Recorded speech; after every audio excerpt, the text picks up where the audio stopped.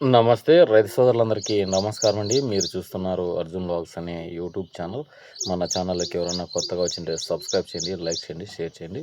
ఈరోజు 4వ తారీఖు 8వ నెల 2026వ సంవత్సరం. ఈరోజు వచ్చేపాటికి తుంగభద్ర నది గురించి అయితే తెలుసుకుందాం. ఈరోజైతే సంతోషకరమైన విషయం. ఈ సంవత్సరం అసలుకు హోప్స్ లేని ఈ టైంలో, అంటే వర్షాలు లేని ఈ టైంలో ఇంత ఫ్లడ్ వచ్చి 50 టీఎంసీలకు చేరుకుందండి. అంటే 50 టీఎంసీల 508 క్యూసెక్స్ వచ్చింది ఈ రోజుకి. నిన్నటికి ఈ రోజుకి 8 టీఎంసీలు పెరిగింది. నిన్న చెప్తా అంటే అన్న ఒట్టిగా చెప్తున్నట్లు వాళ్ళు అనుకున్నారు. పక్కా ప్రూఫ్స్తో ఉన్నాయండి. 50 టీఎంసీల 508 క్యూసెక్స్ ఈ సంవత్సరం పైకే ఈ 2026లో గత ఋతుపవనాల సమయంలో ఎప్పుడు రాలేదండి ఫ్లడ్. 81,136 టీఎంసీల క్యూసెక్లు రావడం జరిగింది. దరిదాపు 8 టీఎంసీలు. నిన్న ఏదైతే మాట్లాడుకున్నామో 43, 44 టీఎంసీలు ఈరోజు అప్గ్రేడ్ అయింది డ్యామ్. ఎందుకంటే తుంగా నుంచి భారీగా వచ్చింది భద్రా డ్యాంలోకి. రెండు కలిపి మనం చూసుకున్నట్లయితే ఈరోజు దగ్గర 51 టీఎంసీకి దగ్గరగా వచ్చింది. ఇదే ఫ్లడ్ ఒక్క 3 రోజులు కొనసాగితే 70-75 టీఎంసీల నీరు అయితే పుష్కలంగా ఉంటుందండి. ఇంకా వచ్చే ఫ్లడ్ అంతా రిలీజ్ చేస్తారు. ఇక చూసుకున్నట్లయితే విడతల వారీగా ఆర్బీ హెచ్ఎల్సీకి అయితే 500 క్యూసెక్స్లు వదలడం జరిగింది. అలాగే ఆర్బీ ఎల్ఎల్సీకి అయితే 1200 క్యూసెక్లు, ఆర్బీసీకి అంటే రైట్ బ్యాంక్ కెనాల్కి అయితే 50 క్యూసెక్స్ మాత్రమే వదలడం జరిగింది. ఇప్పుడు ప్రజెంటు సిచ్యువేషను తుంగభద్ర డ్యామ్ వారు కూడా కాలువలన్నీ తిరుగుతున్నారు. ప్రజెంటు ఎట్లుంది పరిస్థితి, ముందునే ఏమైనా గుంతలు తవ్వుకున్నారా అని చెక్ చేస్తున్నారు. ఇప్పుడు ఆ పని కూడా లేదండి. ఎందుకంటే వర్షాలు భారీగా కురుస్తున్నాయి. పైన ఒక 2-3 రోజులు ఇంట్లో తగ్గినా కూడా మళ్ళీ వర్షాలు మొదలైతే ఇప్పటికి సగం డ్యామ్ అయితే నిండిపోయింది. తుంగభద్ర అయితే చెప్పుకున్నట్లయితే తుంగభద్ర సగం డ్యామ్ నిండిపోయింది. ఎంత సంతోషకరమైన విషయం అంటే ఫుడ్ ప్రాసెసింగ్ కూడా చాలా ఇబ్బంది అవుతున్నాయి. గంగమ్మ తల్లి ఎక్కడుందో ఏం కథో కానీ మంచిగా వచ్చిందండి వర్షం. నాకైతే మనస్ఫూర్తిగా ఉంది. ఎందుకంటే ఎక్కడ తాగునీటికి కూడా లేకుండా ఉండిందనమాట.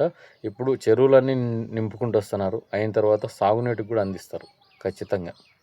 ఎందుకంటే ఒక అన్న 2-3 కామెంట్లు పెట్టారు, మీరు గైడెన్స్ ప్రకారం చెప్పండి. అన్న నేను ఉన్నదే చెప్తున్నా, నాకేమీ దీని నుంచి వచ్చేది ₹1 లేదు. కరెక్ట్ ఇన్ఫర్మేషన్ మీకు అందిస్తున్నా. ఇక నిన్నటికి ఈ రోజుకి చేంజెస్ గమనిస్తున్నట్లయితే బాగా ఇన్ఫ్లో అయితే వచ్చింది. అలాగే ఈరోజు రైట్ బ్యాంక్ లో లెవెల్ కెనాల్కి అయితే 2000 క్యూసెక్లు కూడా ఎత్తినారు. రైట్ బ్యాంక్ లో లెవెల్ కెనాల్కి అయితే అంటే ఆర్బీ ఎల్ఎల్సీకి. ఇక ఆర్బీ హెచ్ఎల్సీకి కూడా వదిలినారు. అలాగే మనం చూసుకున్నట్లయితే కొన్ని కారణాల వల్ల ఇక్కడున్న స్థితిలోన ఇప్పుడు డ్యామ్ నుంచి నీళ్ళు అయితే ఇప్పుడు మన అనంతపురం, గుంటకల్లు, ఈ మంత్రాలయం సైడు కొద్దిగా వదలటం లేదు. కొద్ది దినాలు బంద్ చేసినారు. ఎందుకంటే విడతల వారీగా తాగునీటివి చెరువులు నింపుకుంటూ రావాలి కాబట్టి ఒక సైడ్కి ఎత్తి ఒకసారి గ్యాప్ పెట్టుకున్నారు. ఇప్పుడు వర్షాలు ఇదే తంతకిన కొనసాగితే తుంగా డ్యామ్ నుంచి భద్రాకు వస్తే ఖచ్చితంగా భారీగా వచ్చి మనకు సాగునీరుకి అయితే ఏమి ఇబ్బంది లేకుండా వస్తాయన్నమాట. మనం గతంలో చూసుకున్నట్లయితే 60 టీఎంసీలు ఉన్నప్పుడు కూడా 3 నెలల పంట కాలానికి అయితే వదిలిన కేసెస్ కూడా చూసినాం అనమాట. అంటే టైం కూడా చూసినాము. ఇప్పటికీ అప్పటికి తేడా ఏమబ్బా అంటే అప్పుడు వర్షాలు లేకుండే, పైనుంచి ఫ్లడ్ రాకుండా ఉండే. ఇప్పుడు ఏం లేదండి. ఇక్కడ వర్షాలు లేకపోయినా ఎగువనున్న ప్రాంతాలలో వర్షాలు కురవడం వల్ల ఈ ఫ్లడ్ అయితే కొనసాగుతుంది. నిన్న చూసుకున్నట్లయితే శివమొగ్గలో కూడా భారీ వర్షాలు అయితే నమోదవుతున్నాయి. ఇంకా ఈ వర్షాలు కొనసాగేట్టున్నాయన్నమాట. ఎందుకంటే కర్ణాటక కూడా ఎల్నినో ఎఫెక్ట్ ఉందనుకున్నాం, కానీ మంచిగానే వర్షాలు అయితే పడుతున్నాయి అన్నమాట. పైనున్న ప్రాంతాల్లో వర్షాల ప్రభావం వల్ల అక్కడ కూడా లోకల్లో చిన్న ప్రాజెక్టులు, చిన్న నదులు, చెరువులు నిండి ఒక మోస్తరుగా ఫ్లడ్ అనేది కొనసాగుతూనే ఉంది.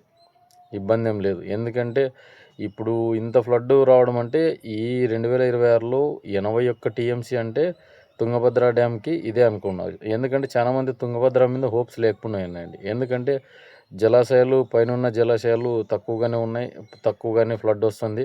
ఇక్కడన్నా మనం చూసుకున్నట్లయితే భీమా, ఉజ్జయిని, శ్రీశైలంకి ఆల్మట్టి ఇక్కడ నుంచి ఫ్లడ్ రిలీజ్ అవుతున్నాయి. ఇక్కడికి వచ్చేపాటికి కొంచెం తేడాలు ఉన్నాయన్నమాట. ఆ నీటి కూడా ఇక్కడికి వస్తుంది, కానీ తక్కువలో తక్కువ ఇప్పుడు నాగార్జున సాగర్కి పోవాలి కాబట్టి ఆ తంతుగా నాగార్జున సాగర్కి తీసుకెళ్ళాలన్నమాట. లేకుంటే అక్కడ ఫుడ్ ప్రాసెసింగ్ కూడా ఇబ్బంది అవుతుంది. ఎందుకంటే 2 రాష్ట్రాలకు సంబంధించిన నదులు ఉన్నాయి, 3 రాష్ట్రాలకు సంబంధించిన నదులు ఉన్నాయి. మనం చూసుకున్నట్లయితే ఇప్పుడు కర్ణాటక, ఆంధ్ర మహాతల్లి మనం చూసుకున్నట్లయితే ఈ తుంగభద్ర నది అయిన తర్వాత శ్రీశైలం వచ్చేసి ఆంధ్ర, తెలంగాణ రాష్ట్రానికి 2 భాగాల కింద. అదే నాగార్జున సాగర్ ఆయకట్టుకున్న రైతులకు కూడా ఆంధ్ర రైతులు, అలాగే తెలంగాణ రైతులు ఇలా చూసుకున్నట్లయితే అందరికీ అవసరమే ఈ నదుల గురించి ఇన్ఫర్మేషన్ కూడా. ఇప్పుడు కూడా మనం శ్రీశైలం ప్రాజెక్ట్ గురించి ఎంత ఫ్లడ్ వస్తుందనేది కూడా మధ్యాహ్నం వీడియోలో తెలుసుకుందాం. అంతవరకు ఉంటాను మరి. మరొక వీడియోతో మీ అర్జున్.